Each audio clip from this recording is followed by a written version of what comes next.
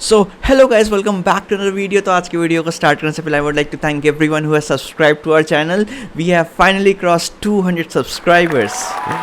तो यार अभी अगर वीडियो को देख रहे हो एंड सब्सक्राइब नहीं किया तो प्लीज़ वो लाल वाला बटन को दबा दो यार, मतलब अपन का कुछ भला हो जाएगा। ओके, सो चलिए स्टार्ट करते हैं। खैर ये जर्नी बहुत ही अच्छा था। आई होप कि 500 सब्सक्राइबर्स जल्दी पहुँचूँ। अगर आप सपोर्ट करोगे तो ऑफ कोर्स मैं पहुंचूंगा।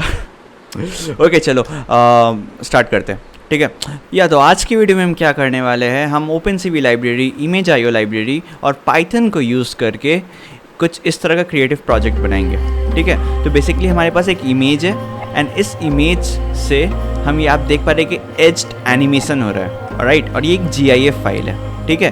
तो हम क्या करेंगे कि हम ये इमेज लेंगे और इससे ये वाला पर्टिकुलर इमेज बनाएंगे, ठीक है। ये पर्टिकुलर GIF बनाएंगे। तो ये प्रोजेक्ट क्या है, ये प्रोजेक्ट आपके लिए एक बेस जैसा काम करेगा जिसके ऊपर आप अपना खुद का क्रिएटिविटी लगा सकते हैं, ठीक है।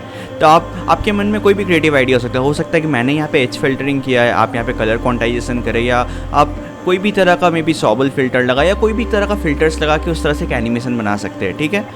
तो अगर आपको अब तक समझ नहीं आया कि मैं क्या करने वाला तो आप वीडियो में आगे बढ़ते। बहुत छोटा वीडियो होगा, ज़्यादा बड़ा वीडियो नहीं होगा। तो चलिए शुरू करते हैं, ठीक है। ओके, सो मैं अपने VS कोड में आ गया हूँ और VS कोड ये रहा और मेरा जो test.jpg है वो यहाँ पर है, ठीक है।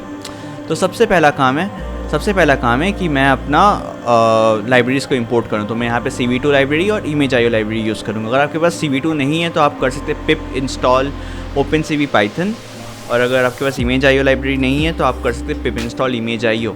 जैसे मैं ये कर लेता हूँ, उसके बाद मैं अपना फाइल रीड करूँगा, ठीक है। तो मेरा test.jpg, तो यहाँ पे cv2.imread test.jpg में यहाँ से फाइल रीड कर रहा हूँ। उसके बाद मेरे को एक तो डमी एरे चाहिए, ठीक है। मतलब ये एरे क्या है, बेसिकली जो हमारा GIF है वो मल्टीपल फ्रेम से बनता है, ठीक है। तो ये वाले पर्टिकुलर एरे के अंदर वो सारा फ्रेम्स को मैं स्टोर करूँगा, ठीक है।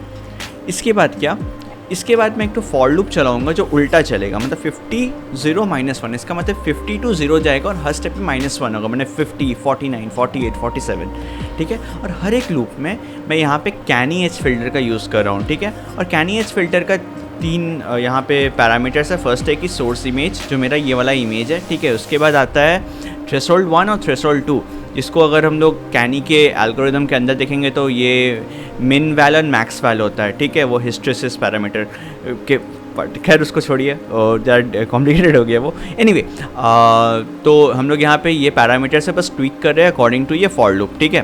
तो यहाँ पे क्या नॉर्मली लोग 100 200 ऐसा रखते हैं, तो मैं क्या कर दिया 100+i एंड 100+2 × i, ठीक है, कि वो डिफरेंस बने रहे।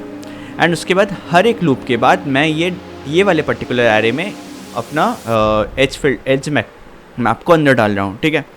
उसके बाद अगला स्टेप, जैसे कि मेरे पास अब ये पूरा F वाला जो लिस्ट है वो पूरा भर गया है। इसके बाद मैं करूँगा GIF बनाने का काम, ठीक है। इसके बाद मैं GIF बनाने का काम करूँगा। तो अभी GIF बनाने के लिए मैं क्या करूँगा, GIF बनाने के लिए ImageIO का गेट राइटर फंक्शन को यूज़ करूँगा और इसमें मैं जो भी GIF का मेरे को नाम चाहिए उस GIF का नाम दूंगा, ठीक है। GIF का नाम देने के बाद मेरे को एक मोड देना पड़ेगा, ठीक है।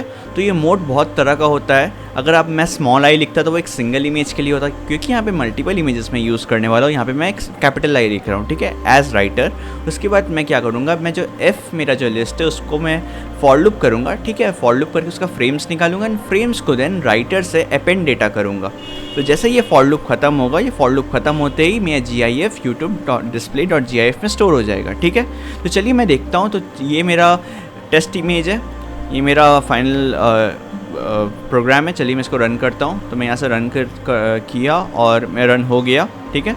रन होने के बाद मैं यहाँ देख पाऊँगा ये YouTube.display.gif, और देखिए इस तरह का आपको GIF मिल गया, ठीक है। तो आप इस पर्टिकुलर ट्यूटोरियल को देखकर आप इस तरह का एक आउटपुट बना सकते हैं। इसके ऊपर आप और भी अपने क्रिएटिविटी यूज़ कर सकते हैं, अपना एक्सपेरिमेंटेशंस यूज़ कर सकते हैं और मुझसे भी बहुत ऑसम आउटपुट्स ला सकते हैं। फिर लिंक्डइन में पोस्ट करिए, यूट्यूब में पोस्ट करिए, फिर आपको मर्जी, ओके। तो अगर ये वीडियो पसंद आया होगा तो इस वीडियो को लाइक करिए। अगर आप मेरे को सपोर्ट करना चाहते हैं तो चैनल को सब्सक्राइब करिए और चलिए बाय।